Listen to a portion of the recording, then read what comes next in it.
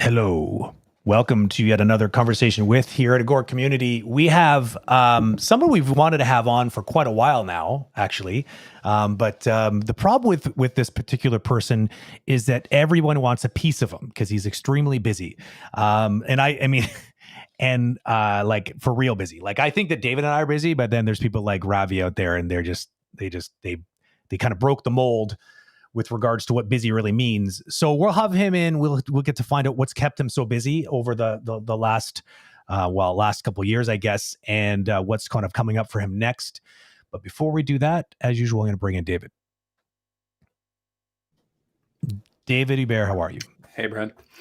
I can imagine him giggle in the background, looking at your description of how busy he is. He's such a humble person that I'm sure that he was just, stop it. Yeah. Ravi, he makes something like being humble, like he's like expert level. He's very good at it. I think it's just in his DNA. Well, it's interesting because the thing about Ravi is I get this very sneaky suspicion, and I mean, he's going to be able to defend himself when he's on here. This is where we get to attack our guests before they're even on. But basically, Ravi kind of probably does it to himself a little bit. This is my guess, because he is a like next level overachiever.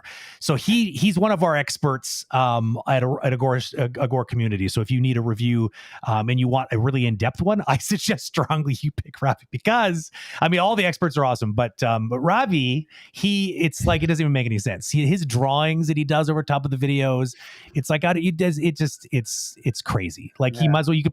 We could probably lift the drawings from the review and make a feature film out of it. Is basically what I'm saying. So that's probably one of the reasons why he's so busy, because he does everything to 1,000%. But anyway, I still remember vividly when he showed us his first review, almost a project like, here we go, guys. That's the best I could do. It was like supposed to be a 15 minutes review. It was a 45 minutes review in depth. It was insane. It doesn't make any sense. And I remember talking to him about it. And it was like this awkward moment, almost like he was worried that he screwed up. And no, the awkward silence was because we were all just like shamed. We were all shamed. We were dealing with the shame of looking at his review that was just ridiculous. And we're just like, man, we all suck compared to you. And now we're all a little bit mad and jealous. Anyways, let's just bring him in here so we can stop talking about behind his back. So Ravi, my friend, welcome to the show. Man, what an introduction. No words. Jeez, you guys are uber nice. I mean, honestly, it's we don't lie here on the Streamcast. This is all truth. So I mean, for people who've seen your reviews, I'm sure they already know. I saw Sergey Shutko. He's in the chat there. He's seen one of them. So he's seen the evidence. So you can pretend all you want that we're all just blowing roses and rainbows up your butt, but we all know it's true. So let's just put it out there.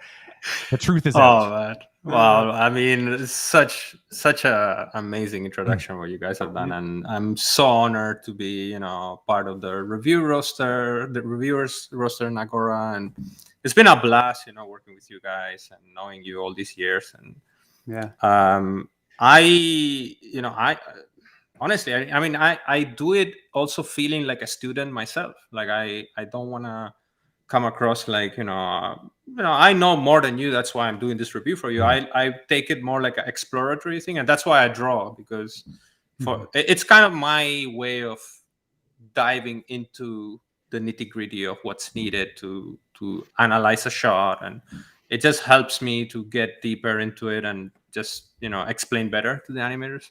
It's like how you think, right? Like it's like you think in drawing. Exactly, because that question always comes up, right? Like, oh, do you really need to learn to draw to animate, especially in 3D? I'm like, no, not really.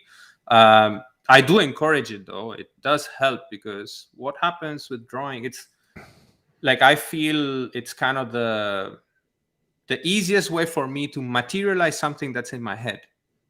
Some people do that with, acting with their bodies. They will record themselves with video reference, and I do video reference as well. It's just that I suck balls. Sorry, can I swear in the podcast? Yeah, go for it. Yeah, okay, sorry about that. Somehow I don't think you don't strike me as the type of person who's gonna have real potty mouth. Like if balls is the worst you got, then bring it on. Exactly. Yeah, I'm not that bad, I think. but yeah. I agree. When I got at DreamWorks in the beginning, someone that you know quite well, Ravi, I had like Pierre Perifel that was actually seated next to me, and when I asked for feedback, say, "Oh yeah," and he's just started to draw on my animation. I was like, "Dude, what is this superpower?" I saw people draw before. I saw people draw little thumbnails for their own animation, but redo all of my poses in like 48 seconds, and it's all way better. and you don't have to explain. It's all there. So that's definitely a superpower for an animation supervisor or lead when you want to provide notes. It's but there's one thing to get drawers from anyone, and from Pierre it's different. Pierre is like this genius. I mean, he's a prodigy child. I think we have praised Pierre enough on this stream, so I think we are obligated to stop it there. Otherwise, we'll fair enough. But yeah, I think the first time, Ravi, I came to see your work, it was probably 10 years ago at iAnimate. I think you were among the first student that we had. I think maybe one of the first alumni. I don't remember if you completed you did complete the program. Yeah.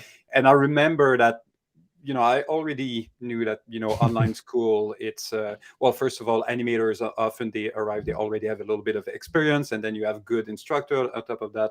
But I remember seeing your animation, it's like, oh, wow, okay. That's something.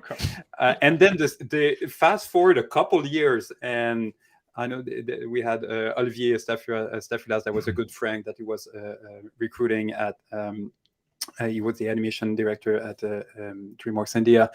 And then just randomly we had a chat and say, oh, by the way, I have to tell you, this Ravi guy that's coming from iAnimate, holy shit, what is this?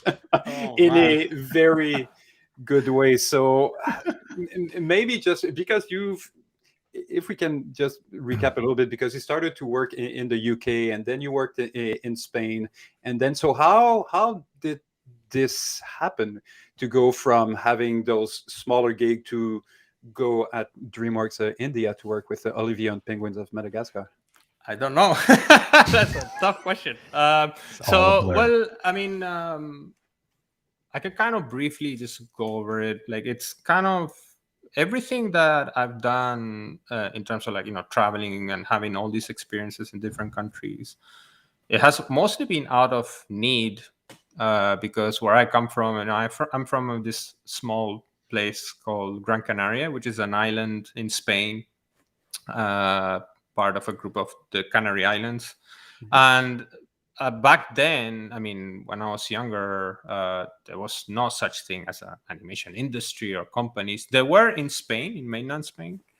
But then, I had this bug of, like, I needed to learn to speak English as well. So there were all these factors that just pushed me to travel, make my jump, go abroad. And it's a common trait for a lot of people, a lot of animators and people in the animation industry to travel because of their job and everything. So it was kind of like out of need. And then the perks that come with it is just lifetime benefits, right? Like you get to open your mind to different cultures, you experience things, points of view on life that you otherwise wouldn't if you're just enclosed in the same cultural group all the time. You learn new languages, you eat really interesting food that you wouldn't otherwise. There's a lot of cool things that really enriches you as a human being. And that was always part of my interest as a young, a young student coming out of school, and also a lot of it was also ignorance. Like I didn't know. So I was obsessed with cartoons. Like everybody has these stories, right? Like, oh, I started to think about animation later in my life, or like very interesting backstories. For me, it was like I was 4 years old and I was already hooked up on the TV watching stuff, and I really was obsessed. Like no matter how, I just wanted to be involved in this industry. And back then, it was everything I would see is 2D, like CG and all that came later, right? Like I think, what was it? Jurassic Park, I think, was the movie that really woke my understanding. Oh wow, okay, this is incredible. I really want to do this for real. So yeah, it's mostly been out of just being eager to learn this craft and this discipline of animation, what it is all about, that just makes me move even till today, actually. Like whatever decisions I make are, I'm just like a bit OCD passionate, maybe. I'm curious where you picked up the 2D skills. I don't know myself. I mean, it's just like it's all self-taught. That's crazy. I've never done like 2D animation professionally, or I used to, like my seed of being obsessed with 2D was watching cartoons. Especially, I grew up watching Japanese anime more than Western animation. Like I discovered Disney and Looney Tunes, all that stuff way later. And I was like, back then I would play a lot of like Nintendo and Mega Drive and all those like old school games. And I remember like just being obsessed, posing the screen and just drawing, or like buying magazines outside of games and just cutting out the posters and drawing them. And that obsession was always there. But yeah, I never had any art education. It's interesting. Or stuff like that. Other than I animate. Other than I animate. But it was all in terms 3D. of animation. I mean, in terms of animation, I did go through a university degree in the UK. But again, it was called computer animation and special effects, and it was great. It was very, it was a bit too general, like a bit too, like there were things there that maybe are not directly related to animation, like what design or programming and stuff like that. But it's good to get exposed to those things in a way. Yeah, so basically those schools are often good to, learn the software, learn CG in general, make connections, and after that you're left on your own. Either you become better on your own or at work, or you go do one of those online classes and then you kind of evolve. Yeah, I mean, nowadays, the options are amazing. Like a lot of online, workshops and one-to-one mentorship. And that's crazy. It's incredible. Yeah.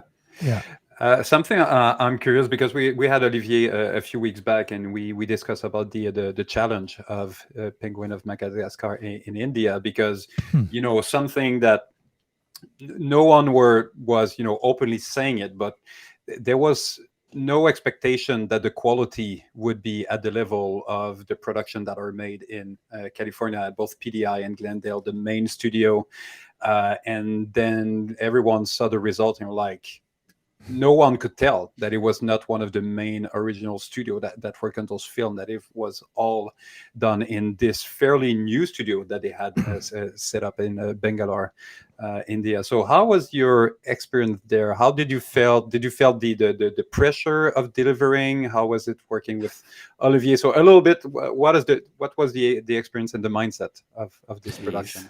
Hey, before we get into this, do you want me to play a clip? Just sort of to prime this particular topic, or do you want to answer the question first? That's fine. Yeah, no, let's play the clip. Because I think it'd be nice if we had something kind of specific to talk about, and we can also refresh people's memory on the quality, because the quality was very high for a first time setup company, kind of from scratch, and it's unbelievable the work that came out of that. To the audience here, just to let you know, so Brent, these guys are really, really nice. They're super nice. So yeah. Brent, just before we do that, Ravi, can you explain who is that character that we'll be looking at? That's for good those idea. that might not have seen the movie. Yeah, sure. And maybe how did you get the opportunity to be the lead of this character? Yeah, perfect. So the character, basically, the movie we're talking about is Penguins of Madagascar, which came out, what was it, like 2014 or something? Yeah, about that. Maybe about that time. And basically, Dave is a talking octopus. Basically, it has a face and a mouth, and he has John Malkovich's voice, which was amazing. And basically, he's just like his motivations were he's the villain of the film, and his motivations were, as far as I remember, I'm trying to remember. He was like jealous of the penguins because the penguins were too cute. That's and right. he just like masterminding this plan to get rid of them and stuff and take over the world and all that. So that's the gist of it. Yeah.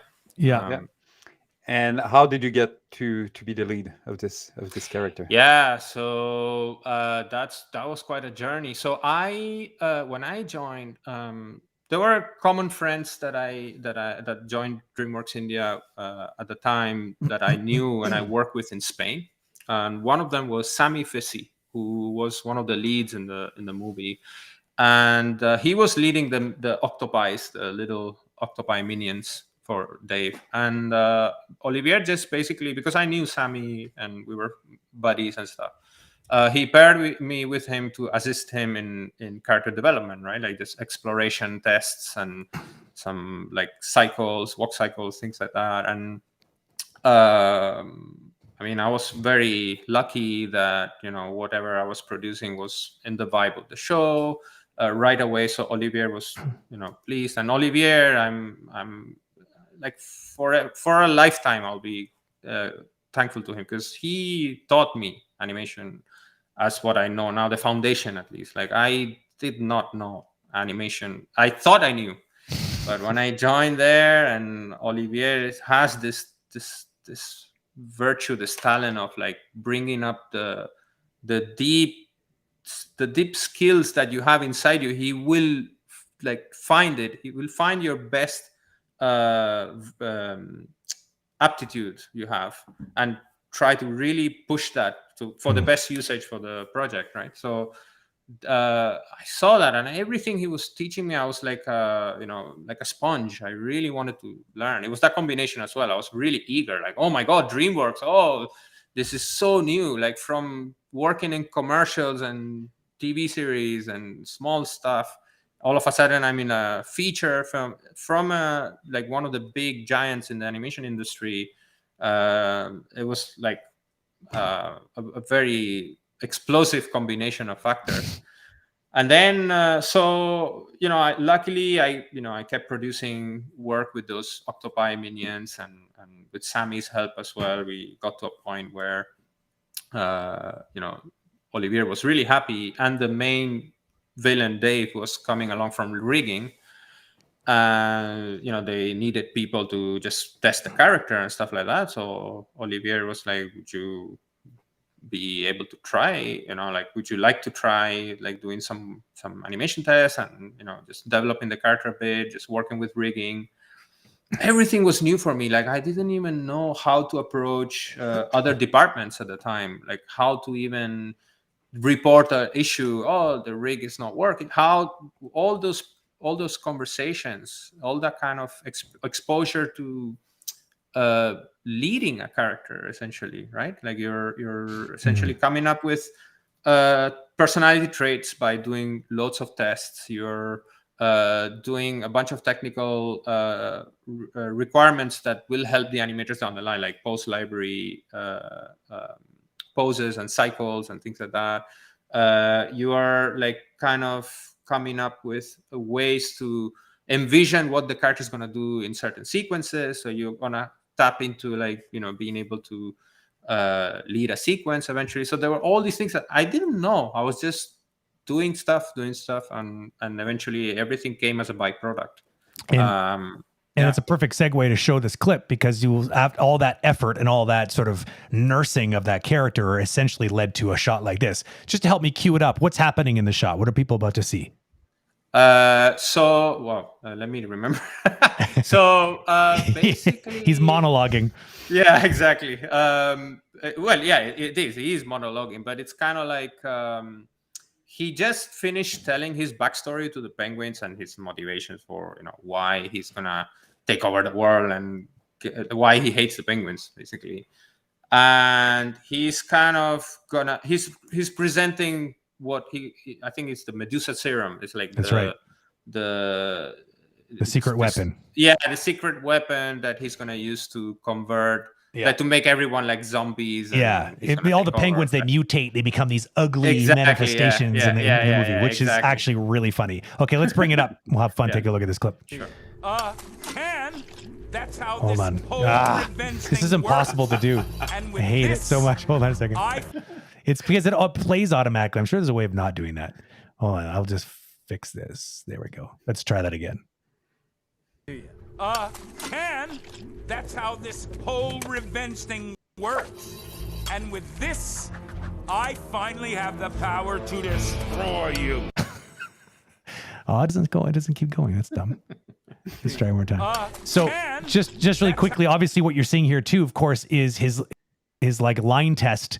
I guess this was your planning, I guess, the one on the left, right? So, yeah, it's a 2D pass of the shot. So do you do this with all the shots? No, well, so this is a common question. It's a very big part of my way of working to do 2D, but I don't do it like every time, right? It's this shot. I felt this actually this shot and this 2D pass kind of grounded on me the fact that for me, doing a 2D pass is like really essential most of the times. I felt confident, like, right. Like I because a lot of people have these concerns about, the time frame. Oh, like some people would say, you're animating the shot twice. I'm like, yes and no, because you are solving a lot of problems ahead. So that's how I see it, right? Like I'm solving a lot of problems ahead of time. And then when it comes to executing it in 3D, you just go, you know what to do. Right. Obviously, the rig by that time. This shot was done at a point where I was more confident with the character. It was not like one of the beginning shots. Right. So you knew what you could do or what you could not do. Because I'm impressed with just how tightly you were able to match the planning here. I took a risk. I mean, I was crazy. I spent quite a bit of time, and again, it was like Olivier's blessing. I was very insecure, but Olivier was really liking where it was going, so I kept pushing. And then he would be like, "Don't worry, just keep going." And then the execution in CG was very quick because it was essentially just, I already knew how, like, even things like how you're using your screen space and how you're thinking ahead. Okay, in 2D I'm doing it this way. In CG I'm gonna have to rotate the character in depth and just make things a bit more coherent so it's not uber cheated. The thing with this guy, also with this character in particular, I found it essential to think this way because he's so complicated. It was like this rig of I think it was like 6 tentacles or 8, I can't remember now. I think it was 6 tentacles. And he talks and he acts and he gestures and he has to walk and do all this stuff and he spins around and all these intricate things that he does. And it's very broad animation. It's not, super broad. What I find interesting about this shot is that, like, I love how sometimes the tentacles almost have their own personality. They're doing their own thing, but then sometimes, like right here, when he flips it and spins it around, they all work together for that one moment, But like often they're kind of doing their own. It's it's just there's a lot going on in these shots, but somehow you manage to tie it all together and make me not like, I still know where to look all the time, which is I think. That's that would be that's not a good thing. If you don't know where to look, that's not a good thing. No, I do know where to look all the time is what I meant to say. Oh, okay. Sorry. Yeah. No, that's what I meant. Basically, so just so I have this straight in my head. So you would use this 2D line test where you did most of your thinking and your staging, and you would show that to your supervisor and be like, look, this is kind of what I'm thinking, which would de-risk your sort of, the actual process of actually animating it for real with the wig. Pretty much. And also, pretty much. And also obviously for practical reasons, because production is, counting the time, like, hey, what's going on? So I do need to show it. It depends on the show. Some projects I've been, and this is like part of my way of doing things. I like to take risks. I don't like to just settle with what's, I mean, sometimes you have to, just the requirement of the work, right? But I do like to explore, and sometimes I'm guilty of exploring a bit too much. So, but part of me is like, okay, I really need to explore options, and 2D is the fastest way, but doesn't necessarily mean it's presentable, right? So with Olivier, I was very lucky, and he really helped me a lot, but I've had situations where the 2D pass is just for myself, and then I'll just have to do like a straight ahead blocking and show that, right?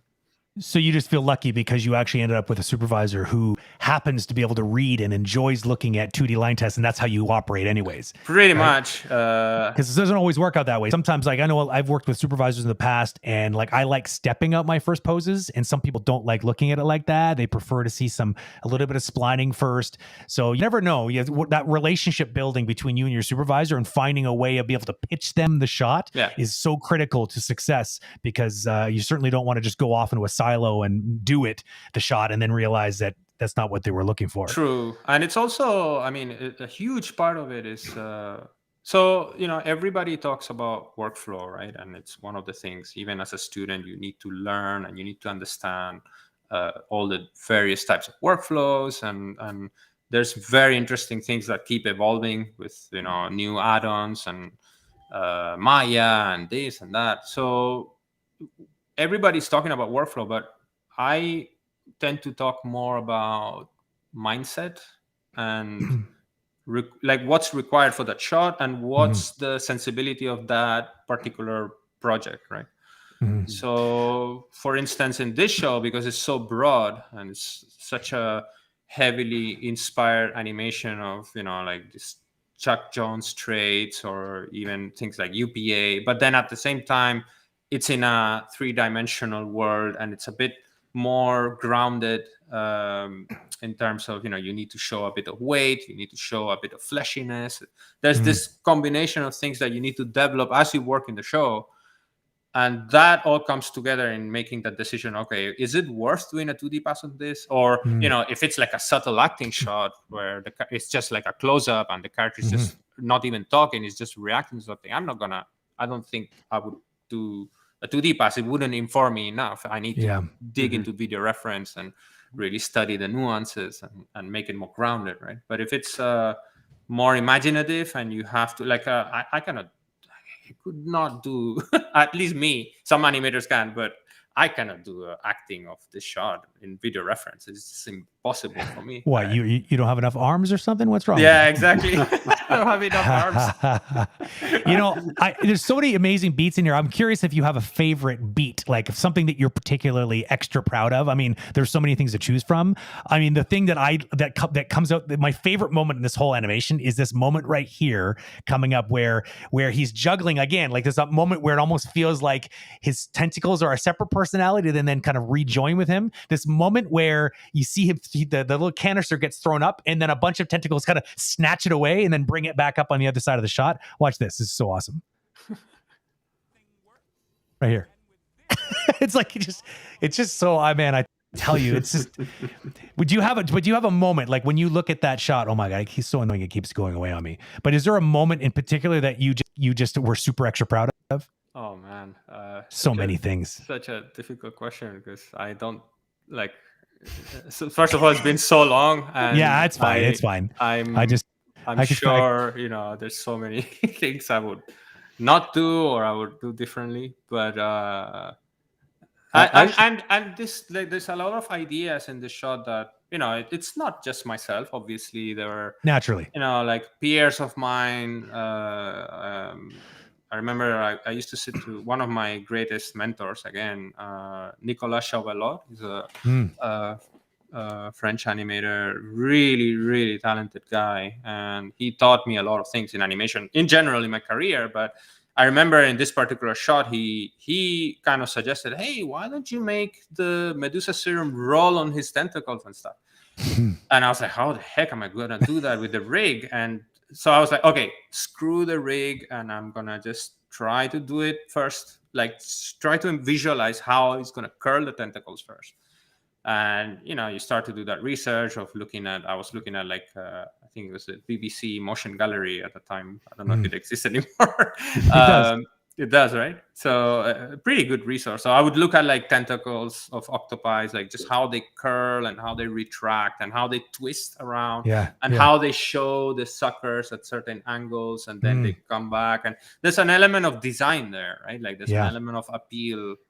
And I was like, oh, cool. That's an awesome idea. And I just, went with it. And it's just like what you see is a culmination of teamwork, really. I mean, in this shot in particular, I think maybe generally what I kind of maybe enjoyed the most, I cannot say proud, but like enjoyed doing it, I think at the time, I think it was his facial performance. I really pushed it in the shot. Like it was like one of the most exaggerated and broad, and it seemed to fly. So I was like, okay. Because normally we tend to, like, oh, that's a bit too much. Just water it down. Just tone it down a little bit. Tone it down. And I think in this shot, somehow people seem to like it. It seemed to work with the energy of his delivery.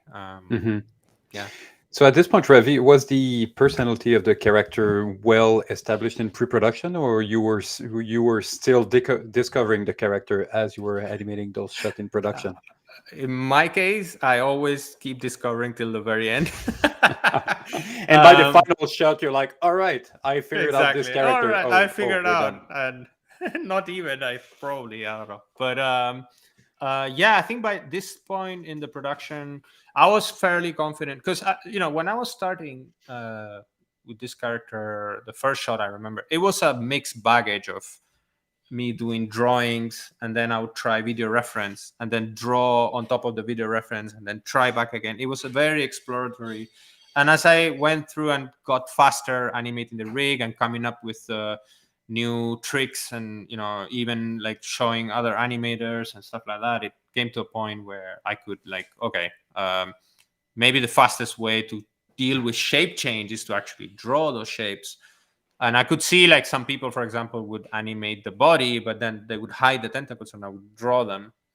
So I was borrowing a lot from that stuff. And eventually I decided, this shot in particular, I remember very well. It was very enlightening for me that, okay, this is like a career highlight for me in terms of I want to use 2D more. It was a personal decision. Because before that, it was kind of like all these questions, right? Oh, I'm too slow. Is it worth or not? And I think this shot just demonstrated for me that it was worth doing it, even at the risk or at the expense of being late in production. But I still wanted to have that chance to explore, and which I'm not encouraging people to just, do whatever you want. It's not about that. But I think there is a value on just having that hand on even things like staging. Like I think it's easy to what happens in over the years, what I see, we work in big studios mainly.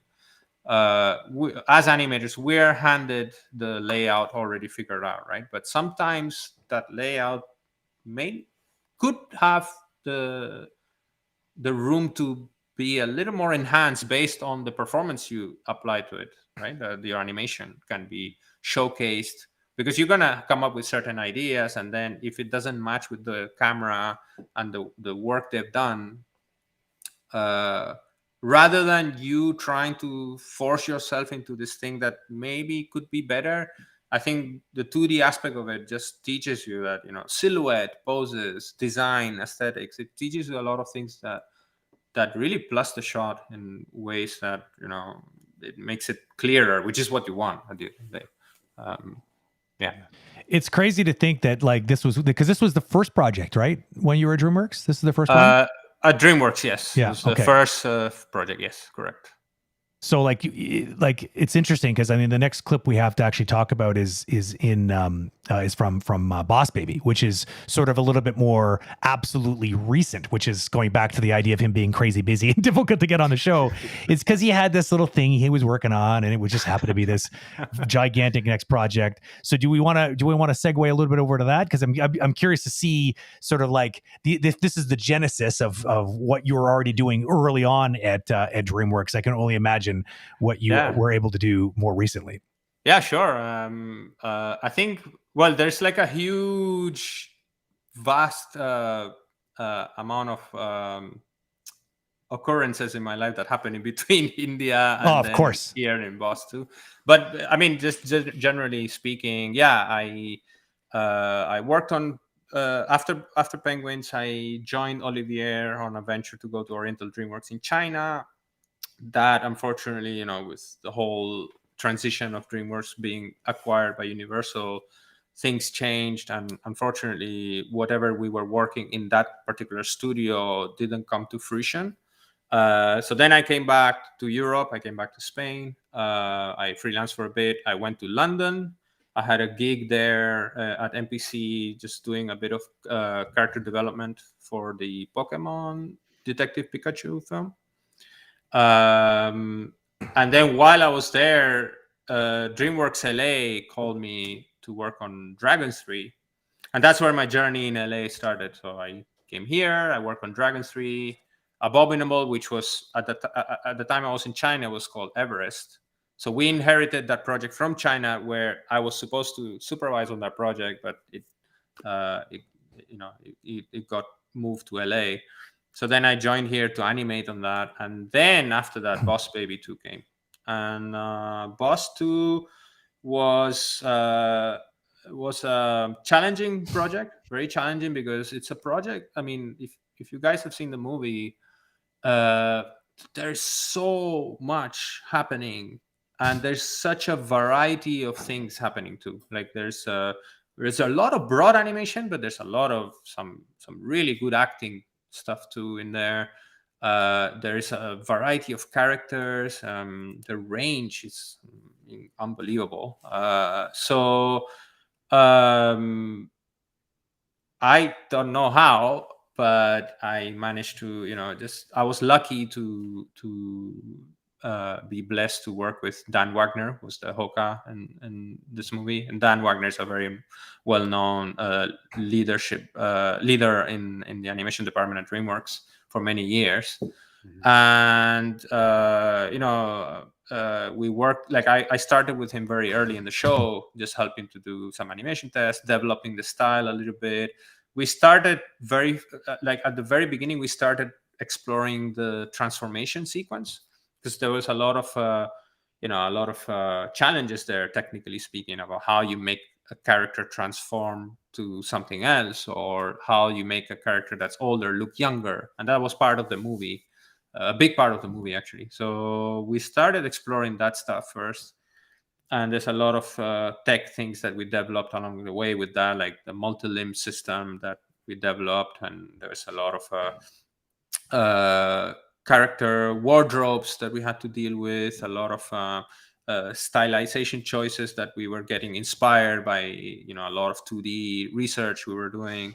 So it was a heavy research phase. And then when the villain came through, Dr. Armstrong, which was voiced by Jeff Goldblum, it was such a joy to work on that character. Amazing. I'm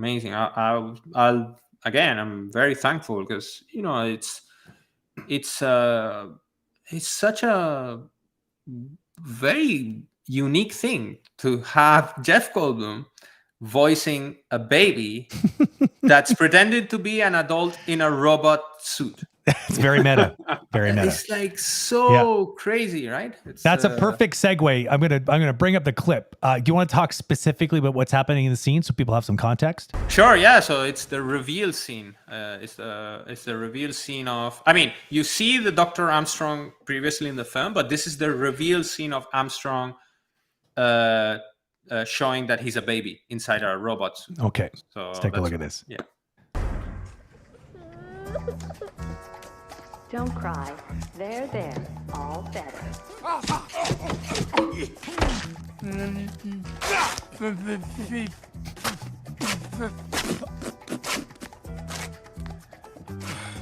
It's like they always say, if you want something done right, you have to do it without your brother.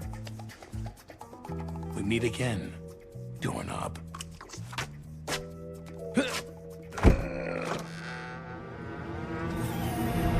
Hello, welcome. Please come in, entrez-vous. You're here. Oh yes, I was expecting you. I expected that you would be expecting me. So there. Oh, and by the way, I know why you're here. So there. Ah, you do? Mm-hmm. Yes, I do. Have a seat, please. Thank you. You know what you are? You are, if I may, extremely intelligent. Go on. As a matter of fact, I've been observing you. Spends time wisely. Check. Makes good use of classroom materials. Check. Keeps hands to self. Check. Hey, forget works well with others. You make others work well for you. That's literally the title of the book I'm working on. No kidding. You had no business being in yellow level, did you? It was sabotage. Sabotage, exactly. Jealousy, fear. Hey, I faced the same obstacles. In fact, you know, you remind me a lot of myself when I was your age, which is now. What? Surprise. Oh my God. What the frittata? Well put. He's a baby. You're a baby. I repeat, you're a baby. So surprised you said it twice. Unfortunately, people are not ready for a baby in a position of power yet. Remind me to get the number of your mutton chop guy. You know, I could use somebody like you with a superior intelligence like my own. Really? Somebody who can truly comprehend what I'm trying to accomplish. Well, you're looking at him. Bingo. We have a secret level for very special babies. The best of the best. The elite. Beyond blue. Oh, yeah. Way beyond. Way beyond. There's a meeting today. After school, babies only. We may be small, but we're about to teach grown-ups a big lesson. Lolly? Okay. Oh, time for recess. Bye-bye. Sayonara.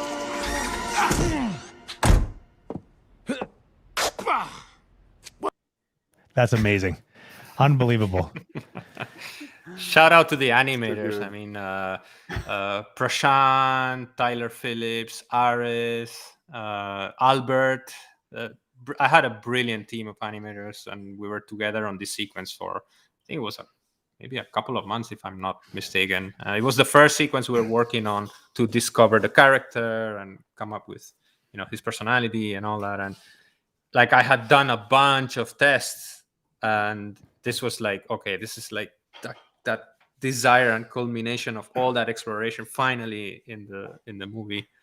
And it was such a pleasure to work with those guys. So just to build up the context here a bit better. So you were lead for this character. Is that basically how it worked, or exactly because you said a shout to the animators, because I know, so you probably animated some of the shots in here, but you also supervised some of the shots in here. Exactly. So yeah. What does that look like on a day to day? Like, what was your, like, how did that look?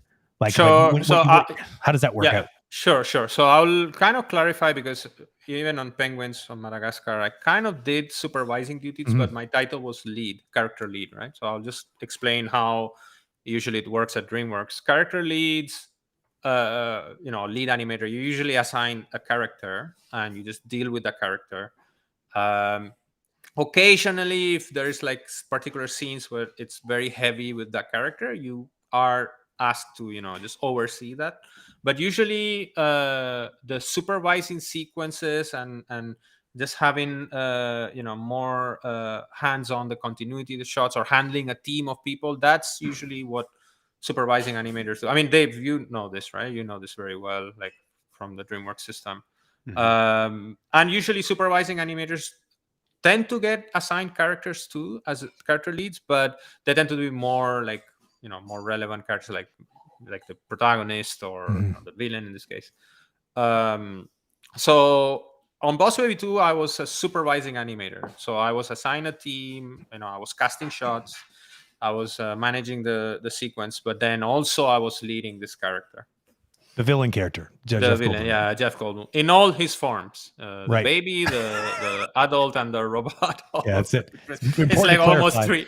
Yeah, it's almost like three characters in one. Honestly, I don't know if it's because I know that you were involved with it, but I see some parallel with Dave from as well. Just the crazy transition from one pose to the other, the super fast change of expression going, and I mean it works really well with this style of animation, which is much more pushed than other let's say other feature at DreamWorks, but yeah, I could see some Ravi's signature in there. That's for sure. It's awesome. For sure. And it's also obviously it's Tom McGrath directing, and Tom McGrath is also a huge part of the Madagascar franchise. I mean, he's one of the creators, so there is parallels in how he sees animation. The inspirations are similar.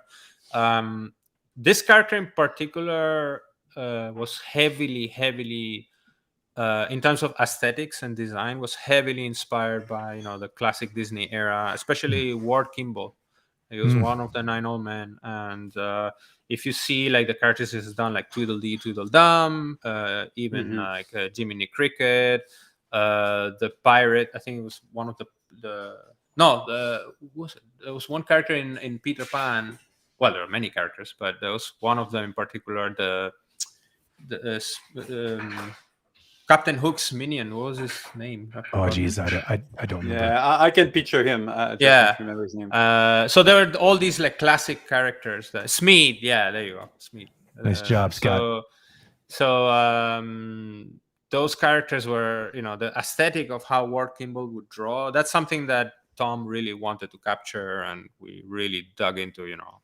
Okay, we need certain controls for his mouth. It needs to be really broad, and but yeah, there was also in this particular character, I think it's the favorite character I've ever animated in my career because of Jeff Goldblum. I mean, it was such a joy to just look at even the lipstick cam footage and just see how he comes up with so unique. Like he's got such an iconic. I think a lot of it has to do with the cadence of his speech. Is totally different than anybody else. Yeah. And so that would right off the bat would lend itself really well to doing something really unique and interesting with probably. Yeah. Right? It's the cadence of his speech, it's the idiosyncrasies and gestures he has. Yeah. It's the way the eyes, the way his eyes look around it. Yeah. There's so many details that are fascinating. I would spend days just watching the reference. Like, wow. Actually, we have a question from Scott in the chat that is asking exactly that. How much of the footage when he was recording the voice were actually used for the animation itself? You mean like in the like for us to refer to it and as yes, exactly, for reference? Yeah. A lot. I mean, a lot. But obviously, there are times where you need to push things. So that's what I, would say to animators. Like this show in particular, to me, like this show, it was more about not necessarily like putting Jeff Goldblum's reference in an image plane and having it there with you and just doing exactly what he does. It was a lot about just capturing the gist of it, or just like particular elements, but then really pushing it with the character, because they wanted this like you guys saw he's like eating sugar and candy all the time. He's like almost like imagine Gary Oldman in what was it, Leon, Professional, yeah. And when he does that thing where he eats that pill or something, he goes he goes nuts. It's kind of like that. He's like 101% on everything. So this guy is a bit like that. He's like high on cocaine, sugar in this case. His knob goes to 11, right? Rather than the standard 10. Yeah. So yeah. I had another question here. So again, like for those who have not, I'm the odd guy out here. I have never worked at DreamWorks, so I don't know what that process looks like. But if you are a supervising animator, the day-to-day, so you were assigned a team of animators, so you would kind of work as someone who would be doing a first pass filter. Like obviously you'd get like probably a sequence, probably right out of the animatic. Like here's your sequence, and you need to then decide which one of your animators is going to get what shot, and you have to be able to brief them on that shot. And then when they actually get a version done, they need to kind of get it through you first before it goes to dailies. Is that basically how that relationship works? Kind of, correct. Okay. Yeah. You're kind of like a mini director that sits on the floor working with the team directly. So you have to make sure that you sync up and you understand what the director's looking for, so you can help be that voice on the production floor, basically. Kind of, yeah. I mean, there is the director briefs all of us at the same time, and then I just serve more like a reminder, or a bridge, like in terms of keep character consistency and just looking at the sequence, just making sure continuity works, making sure a certain emotional state is working in that particular part of the sequence, and maybe if the animator does something that doesn't work in that particular part but that could work for the other part, then I'll just be there just to communicate. I have done, it's always tempting when you have these roles as in managerial roles, and it's very tempting to just really be very possessive about certain things. So I do acknowledge that I was making that mistake at first as a supervisor. I was like, maybe he wouldn't do it this way, he would do it that way, but like this shot in particular, Aris, he's a great animator, and we worked together, and we had a difficult time like trying to capture what Tom wanted, and we were back and forth with each other, but he came up with some really fun stuff at the end that every time people see it, people laugh. Like you need to, like that's something I learned here compared to like my other experiences supervising in, like, let's say India or China, where you are more of a younger crowd and you're all discovering together. Here at DreamWorks in LA, there's a lot of veterans that know more than you, and the fact that you're leading them doesn't mean that, because that word itself, lead or supervise, is like super on top, right? But it's not like that at all. It's more like I need to make sure I'm just a bridge, because I just happen to be working on this character in development earlier, right? I happen to be more familiar with it, but got it. I'm just there to help, just guide them and stuff. So that leads me to ask a question here.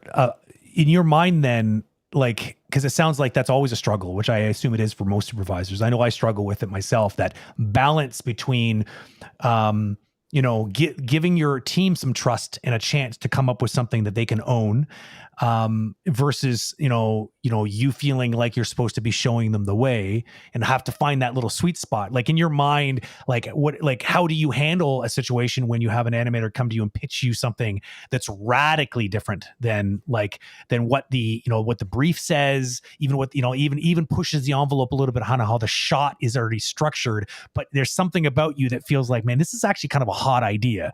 Like, how do you handle that? Like, do you have to end up going to the have you found yourself going to the director and actually pitching some of these ideas that come from your animators to sort of change things a little bit?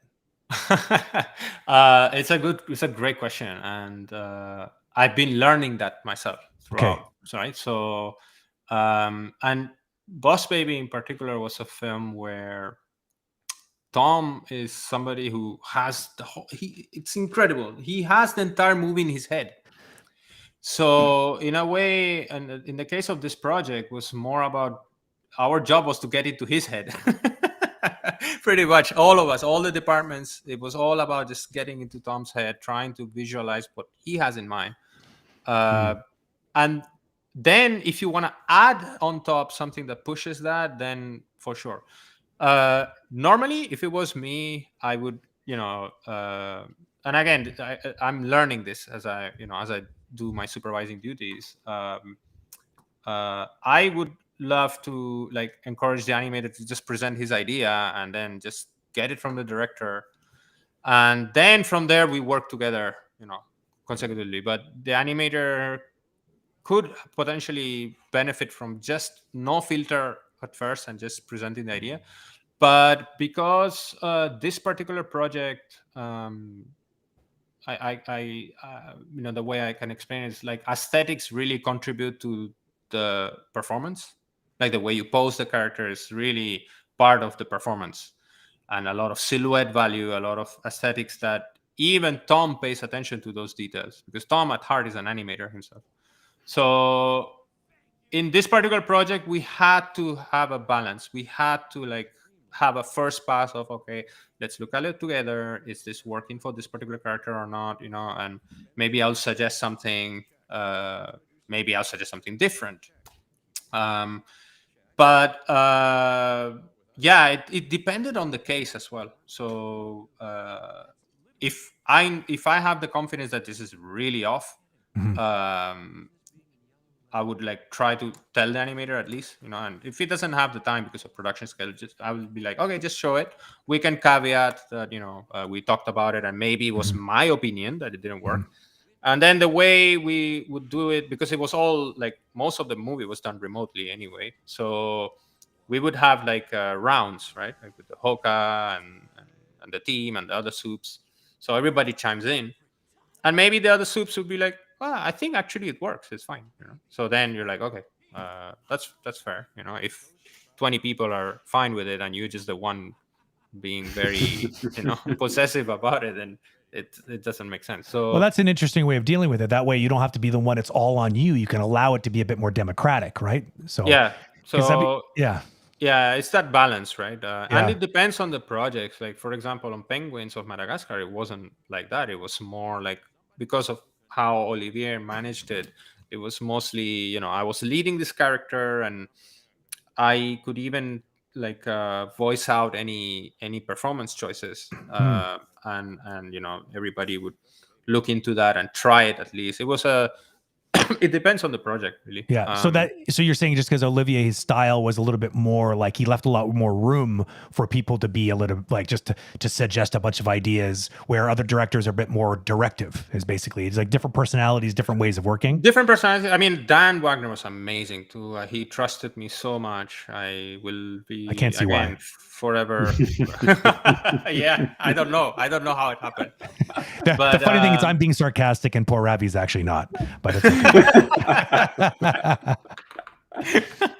No, but seriously, it was like again, it's a blessing. Everything is such a privilege to do this kind of thing, and Dan really trusted me a lot. Especially by the end, it felt like, okay, I could like really, just tell the animator, because I was more confident with the character and everything, what would be needed. I would provide drawers and everything. But yeah, I don't like to normally just give you feedback and I'm done. I want to see the animator's face. I want to discuss. I want to talk to the animator. I want to be more live, because I'm wrong a lot of times, and I want the animator to tell me, well, actually, I was thinking of this instead, because maybe what you're suggesting is a bit, a bit too much for that shot or something. I want the dialogue. I really enjoy that more than just. I'm not. It doesn't mean that I know more than you. Never. It's more about just working together and just the privilege of just getting into the animator's mind, and also in terms of casting, I will try to cast whatever they want. Obviously, sometimes as you go in the production, it's tough, right? Because I was just laughing at that pose. That pose that he's in when he's leaning in the chair, looking at the screens behind him, is just so hilarious. That's Prashant right there. It's so amazing. One of the best animators in the studio. One of the things that you mentioned, Ravi, is that you try to give the shots to you try to please every animator with the shot that they have. But I have to say that at DreamWorks, it's something that is maybe easier to do than other places, because there's no bad animator around you. There's just must be nice. There's just great and even greater animator. Exactly. True. That's very true. You are like exactly. You're benefiting from a very experienced team already. Otherwise it's tough.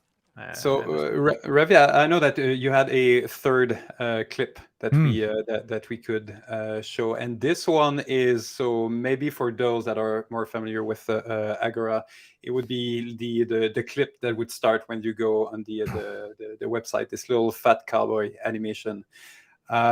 I think maybe just recap the story, because from what I remember, you went to see the Spider-Verse, got super inspired, like, oh my god, I have to create something. It just happened that we had discussed that, hey Ravi, we have this new character rig, if you want to just play around with it, and then came back saying, hey guys, can I do something with it? And then the rest is it's obviously a really big mistake, because what I'm about to show you is really terrible.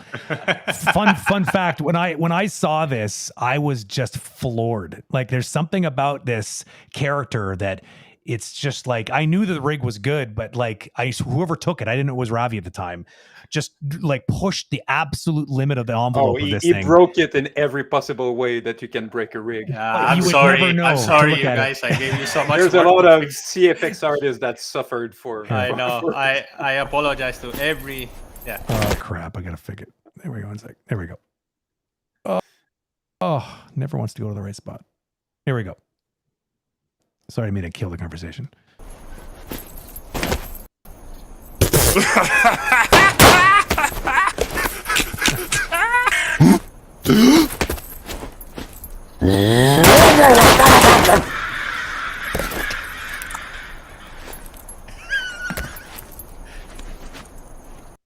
Wow. And maybe you can remove the I'm doing it. So, and it's pretty impressive how the animation is almost exactly like the line test that you crazy did in the beginning. So was it like one shot, or you did different version of the line test until you had something? Because on top of that, even in the line test, you did the little 360 degrees, which was probably one of the only direction that were given, that hey, that would be cool if it could loop, like as if it was on a circle or something. So just do this, and the rest was like, do whatever you want. But how much did you rework this line test, or it's just like a one shot and you just went with? No, I explored a lot, but this one, for example, you see, like, this is what I mean by like, I talk more about mindset than workflow, because I didn't have an order. So I would like, I was acting it out in front of a mirror. I would do reference of just certain ideas, and then I would draw it, come back, act it out. So it was very organic.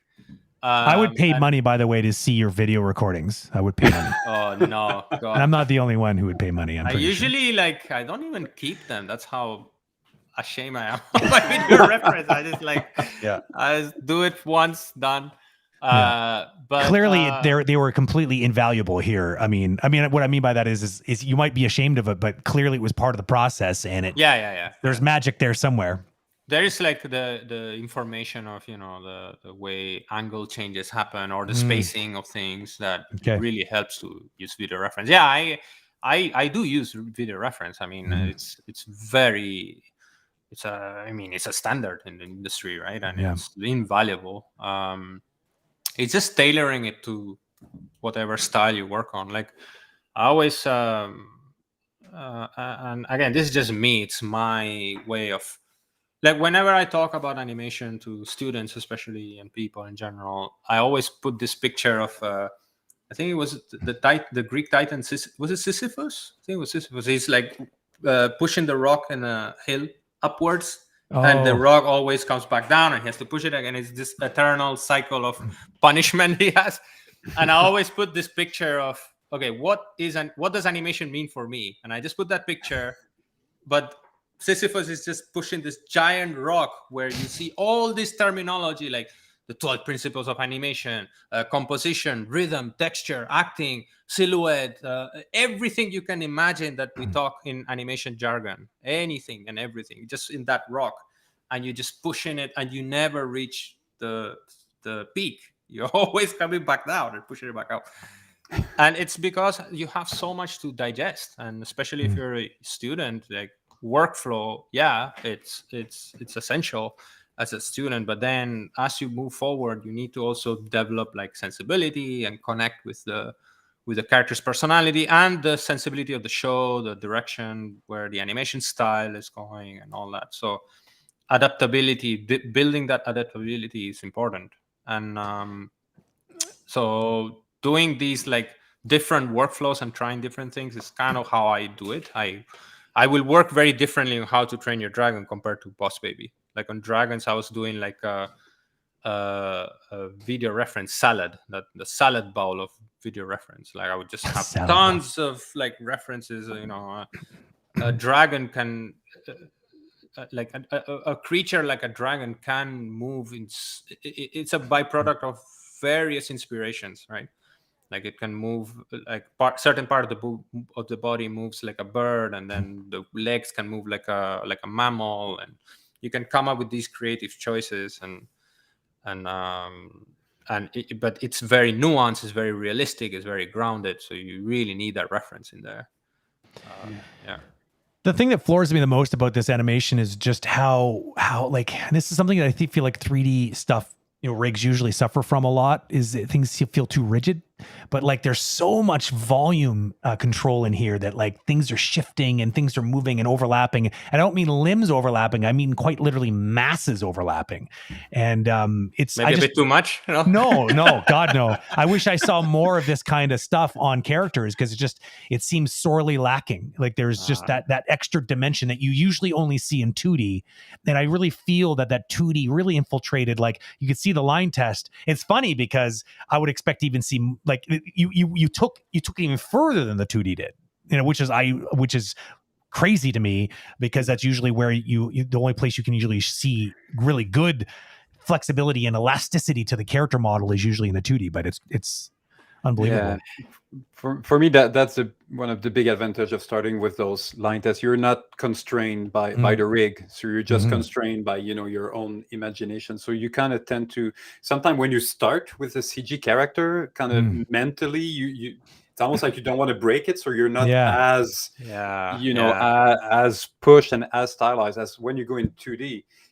You don't really care, and they're like, oh, how do I now match that? But now you have a frame of reference to kind of go along. That's exactly, Dave, you hit it there. I think that's exactly the reason I feel motivated to do that, because I just feel so blocked if I just have to deal with this stiff thing in the screen, like a T-pose like that, and I have to thank Jason Ryan actually for this, because I remember when I struggle, and I still do, with animation in CG for the longest time, and Jason with the JRE or JRA demos, he does those demos live. And does he still do it? I haven't checked with him in a long time. I'm pretty sure he did. He still does. He still does it, right? Once a week, I think. Crazy. Yeah, it was the thing. Once a week he does this demo, and just animates a new shot or continue animation. That's incredible. That's incredible. And he really opened my brain. Like, geez, it made it look a bit easier, because I used to draw already. I never animated in 2D or anything, but I used to draw scribbles. So I'm like, okay, what if I time those scribbles and see what happens? And it turns out it really clicked. And it's but again, like I said, it's not for every shot. Like obviously depends on the style and everything. But it's funny, I noticed something after having watched this about 10 times. I never noticed it the first few. On the left hand side, there clearly was an idea that he was scared of something, but then it looked like a bee or something flying, like something close to him, like a little but that obviously that didn't show up in the final version. Instead, it was indicated with sort of off camera audio of birds flapping around. But it's funny there's still remnants there of it right here. Watch. It's going to come in right now, and then it zips around. He scares them, and then it ends up kind of getting stuck right here, there. I guess at that point he would have just flew out of the shot. But so that was an idea that was sort of, I guess. So did you? The audio was done afterwards. I assume to this clip. Yeah. Okay. Yeah. I think. I mean, you guys took over the audio, right, David? Like we did a little audio pass, and we had a Camille who had a little bit of fun with this one. Did a little bit of the flash and the guns and the little CFX, the hair, the rendering. But the heavy lifting was definitely already done. We just had to unbreak a little bit the rig so it was at least renderable. And then after that, I have to apologize to the CFX artists and everyone involved. Apologies accepted. Yeah, it was such a tough one, but and shout out to Pierre too, because it was his design, It's really appealing. Pierre, again, we said that we're not supposed to. Oh yeah, sorry, I should not say his name anymore. He keeps on coming back in the stream. We just can't get rid of this guy. He's like he's haunting every one of these conversations. No, and him and Olivier are two of those people that will come back. They're rockets in the industry, very inspiring people, and we're trying to keep the last few minutes of this stream. If anyone has question in the chat, so chat now would be the time if you have a question. In the meantime, I'll have one for you, Ravi. Do you, because we do those Q&A with Brent, and we have often questions from the public. There's one that we had recently that I wanted to ask you. Do you get unmotivated at times when you're working? And if so, what do you have tricks? What do you do to keep your motivation? Because as you said, and I completely agree with the analogy of this pushing the rock, as soon as you're done and you're happy with the shot, you start over, and the imposter syndrome is coming back, and you deal with all the stages of grief of this animation until you're done. How do you deal with a lack of motivation if that ever happens to you? Yeah, it does happen very often, and usually because I'm not able to keep up with what's required. Right? I am a champion of imposter syndrome. I really don't feel comfortable, but in a way it's part of the journey. Like, I push myself not to be comfortable. To deal with that, I mean, I don't have like a perfect formula or solution, but usually either I just disconnect. I just do some sports or something, just disconnect completely, and then come back with fresher eyes. And over the years, you kind of build a sense of confidence that, okay, it's not working now, but if I rest, I'll be able to catch up and do something that could potentially work. I think sometimes out of frustration, I animate more something else. So that works for me, not for everybody, but just out of like, just to keep my eyes still like in the animation groove, I'll try something else, but not always. I mean, it depends.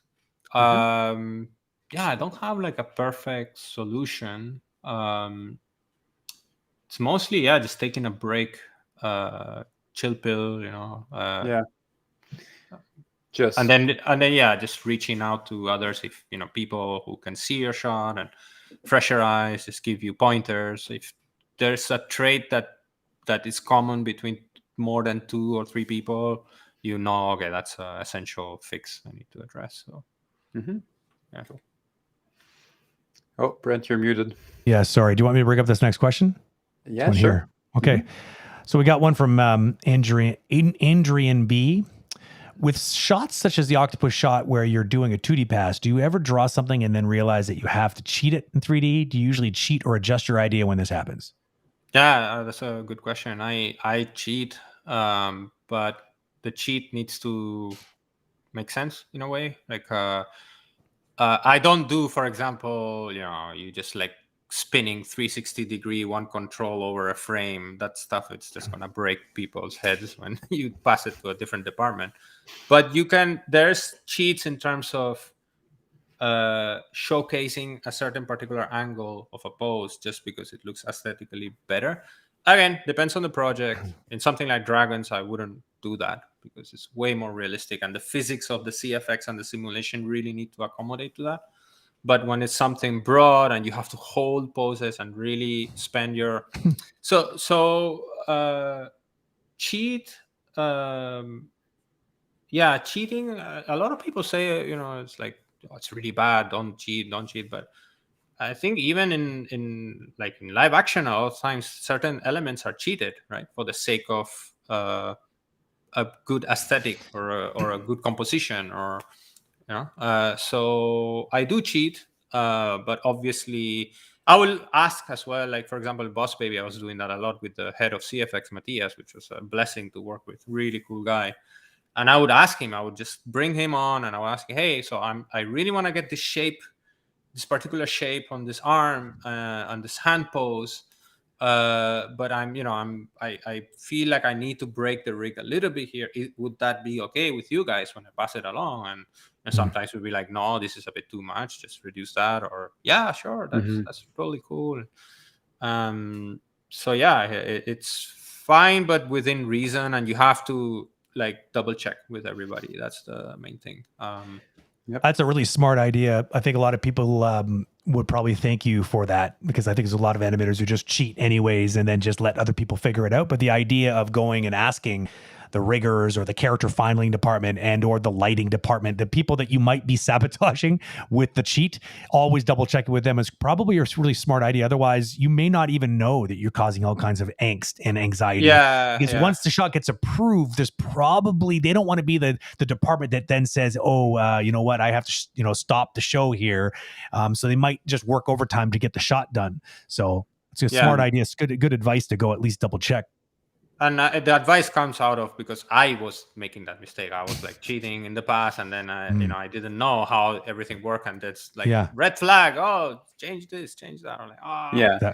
You were probably like, if I don't see it from the camera angle, it doesn't matter if I just stretch the character exactly. No, so those are the kind of cheats I avoid. Like, let's say you have a quadruped and you have a certain angle and you don't see the hip, and you just want to see the hip, and you just push it back in space. That I tend to avoid, obviously. But if it's like a angle change that, just on that angle, maybe it looks fine, but then you tumble the camera and it looks a bit twisted like this. As long as not breaking things too much or causing trouble over a frame and the motion looks weird and all that, then it's generally okay. But again, you need to check.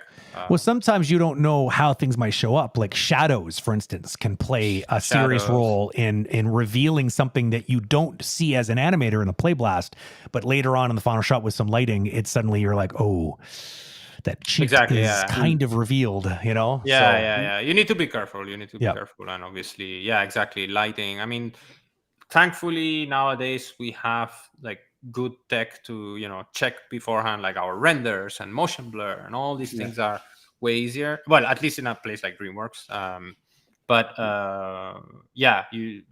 I mean, again, I apologize with the Agora cowboy test, because I know you guys went through that stuff. So that's the proof. I do cheat. Yes. But that's the price. Certain people will hate me, but I don't cheat. Sorry, go, Ravi. I keep trying to. I keep. No, I was going to say I wouldn't cheat if it was realistic, right? That's what I'm trying to say. Like, if it's very grounded animation and it needs to be very faithful to realistic motion and sincere and all that, you shouldn't cheat in those cases as much as you can. I was just trying to say that I think it's the price you have to pay to get that kind of look, right? Like, it's at the end of the day, rigs are only so flexible. And if you're really going for a look that is going to feel 2D, there's going to need to be some cheating, because that's what makes it stand out and look iconic. That's what I mean. Feel the envelope's being pushed. Like, there's not really, and sometimes that kind of cheating, if the rigger, if you have a good department of riggers, they're going to start adapting the rig to allow for some of those cheats to not break things, And I think that you will always need animators to be able to push that envelope. Otherwise, things just feel rigid and safe, and they don't start to encroach that new fresh area that you're clearly very comfortable exploring.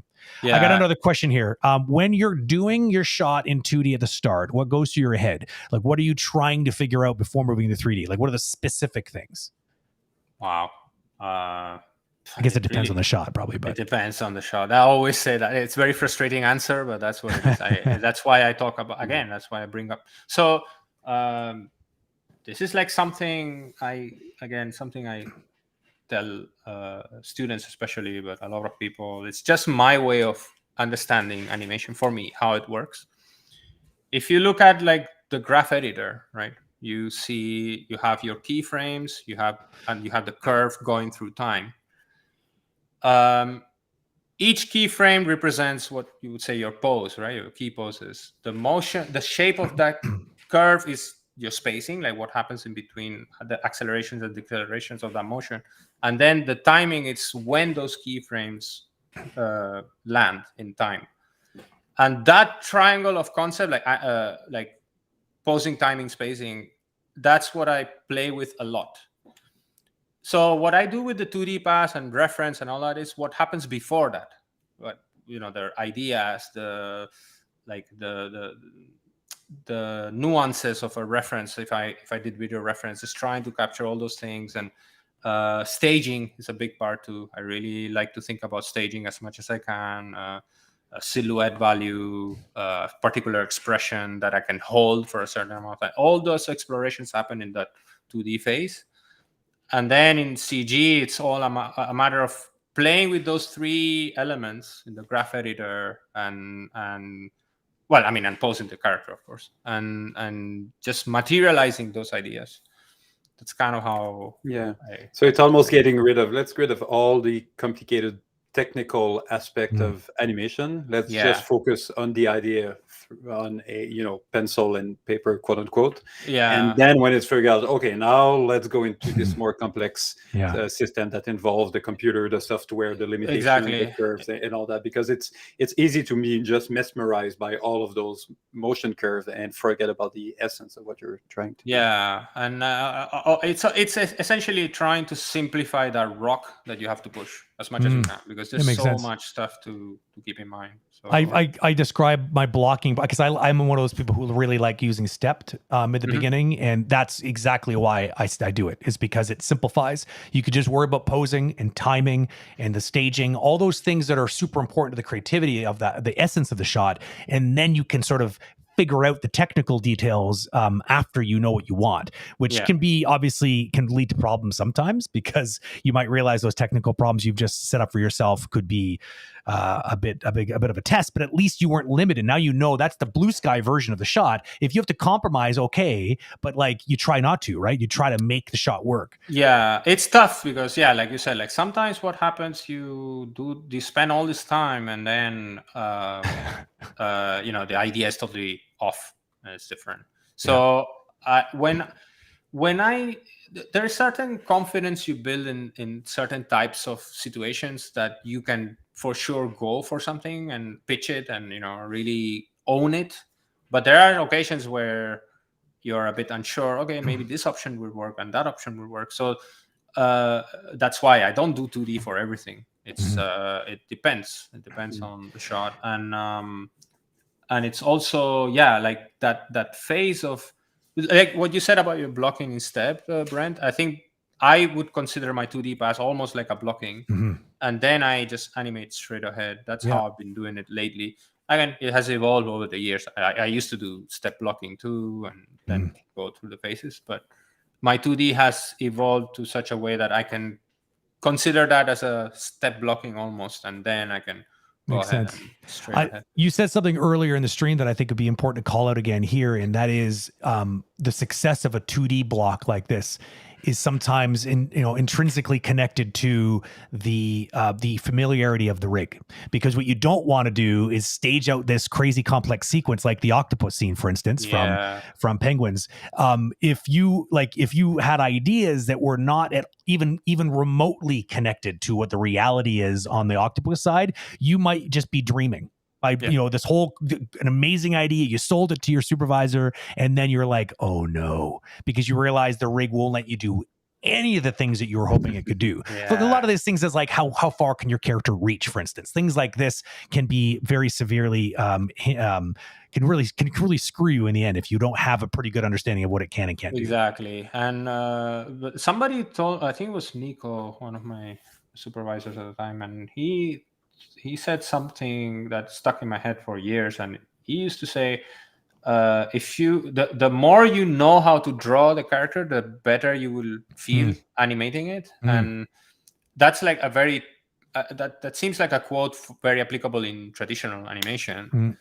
But it somehow for me has worked in CG, because then you're cross-checking the rig and you're saying, okay, how much can I push? And then you draw a particular pose and like, can I really do this? And then you just quickly try certain controls, and if it doesn't work, it doesn't work, and you have to come with another solution. So it's well, that's interesting. So you do that on the while you're planning it out. Sometimes, if you're really worried, you'd be like, I should double check on this and go over. I the do rig. That's interesting. Exactly. I literally sometimes do like I redo the layout again just to make sure, right? If a character has to cover a certain space or has to do a certain move, I'll just quickly take the global control of the body. I'll just do a quickly like a layout pass, see my curves if it makes sense or not. And then based on that, I will layer on top all those details and pause the character where it needs to hold the pose.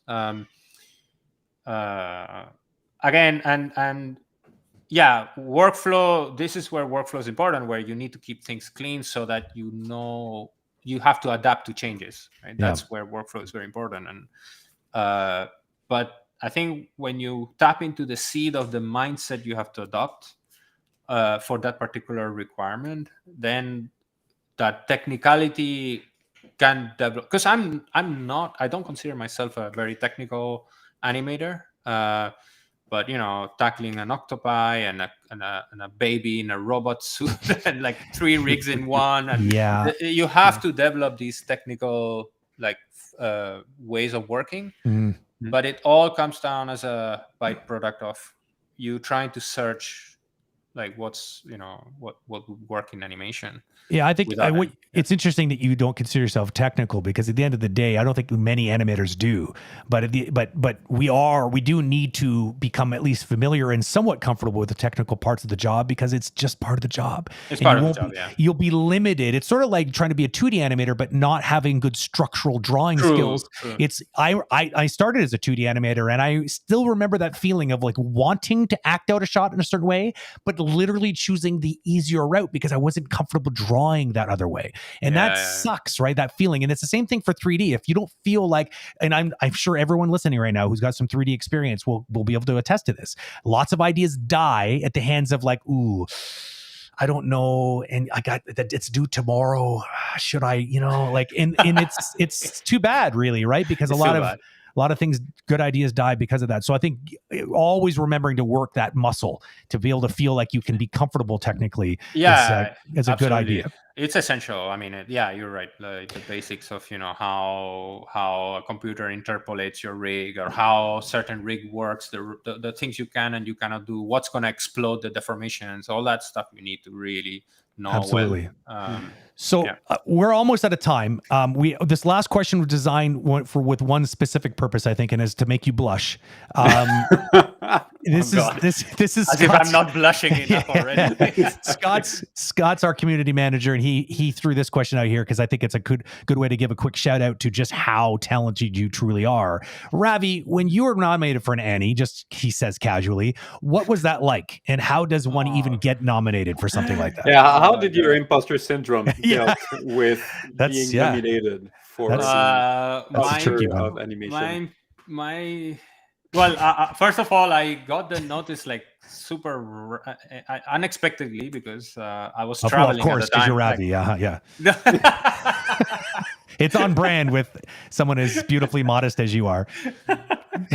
No, honestly, I never looked for that stuff, and I was traveling at the time. Like we had finished the project, and I was traveling all over India with my wife, and then I just got a random email saying, "Congrats, you got nominated for an Annie," and the first thought was, you just got me confused with something else. Of course. I saw what was it? Wrong, Ravi. In that year, I think it was Travis Knight from Laika, and all these amazing people. There were a couple of nominees from Dragons too, I think. And I was like, this is wrong. I mean, what the heck is going on? And then I would double check and triple check and quadruple check, and just check every possible publishing text that was out there to make sure. And I couldn't believe it. So you wouldn't even allow yourself to be excited to accept the praise until you double, triple, quadruple verified that it was specific, like, cause, making sure there wasn't another Ravi, Kamble, Govind out there getting just wanted to make sure. You don't want to, God forbid you take, take praise for someone else, some other Ravi animator's beautiful work. That's funny.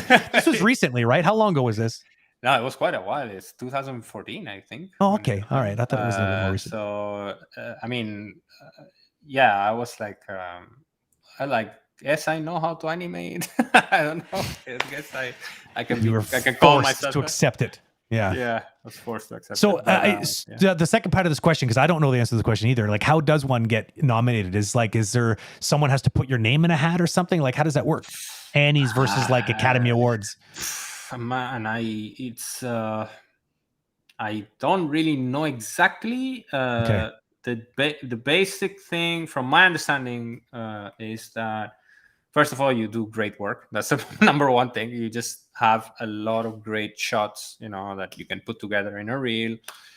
In the case of DreamWorks, I believe DreamWorks, they usually it didn't happen in India, but it happens here in LA. What I've seen, right? Like DreamWorks, the leadership will send an email around saying, "Hey guys, so whoever wants to submit their shots for their Annies, they're welcome to put their reel together, send it to us, to the animation heads, and we'll have like a look at all the submissions, and we'll choose what's more qualified, and we'll send a few to represent DreamWorks as part of the Annies that year." And I don't know, in the past, I believe there were like voting processes internally as well, but I don't know. I'm not sure. For now, what I know is that the animation heads, the leadership takes a look and they decide. Then that gets sent to like the editorial team in the studio, and they will. It sometimes depends on the project too. Sometimes the director might be involved, or the producer might be involved in editing your reel and editing your work and doing the submission. And that's it. And then from there, the studio sends it, and you still have to go through the jury and make sure, just see if you're nominated or not. But if that doesn't happen and you still want to submit, people are free to just register in the Annies, in the ASIFA website, and pay the fee and just submit the reel. So how did you seem surprised by this? Did someone nominate you on behalf, thanks to Olivier, because Olivier, oh wow, he was super nice. Like he, represented me, and I don't know. I mean, he must have fought for, hey, what a nice surprise. This. Yeah, I don't know, and so it was mostly like a case of.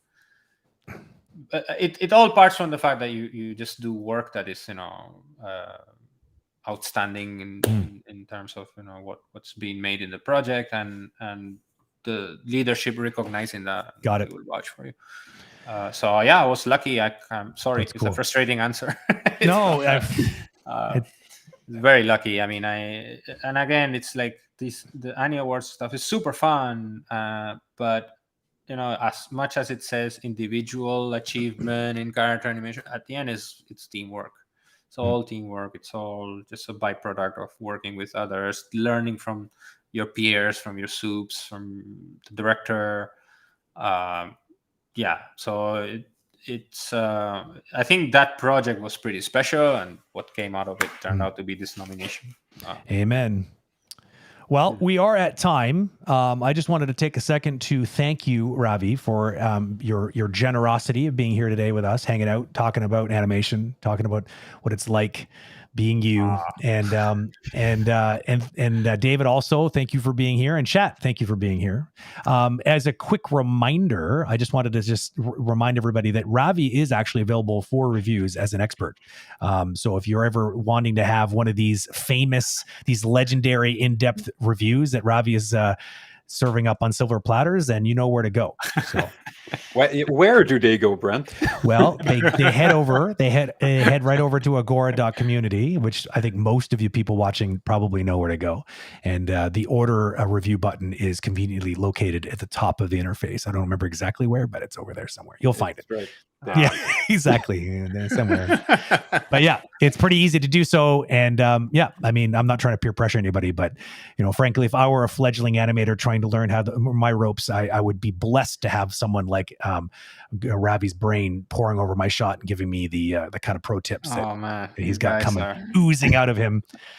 You guys are so nice. You're done, Ravi. The torture is over. No. I mean, you're free. You no longer have to be tortured with our praise and our. I know it's been a difficult one. This is kryptonite for a modest person. Has got to be not. This hasn't been easy for you, I'm sure. No, it was really fun, and I just wanted to say, thanks to all the people who attended. It's wonderful to see like all the participation and the enthusiasm. I love that, and I'm just thankful for being part of the Agora reviewers roster. I mean, you got some really amazing mentors there and expert people, and just being with them reviewing stuff it's an honor, really. So. We have amazing animator and we have Ravi as well.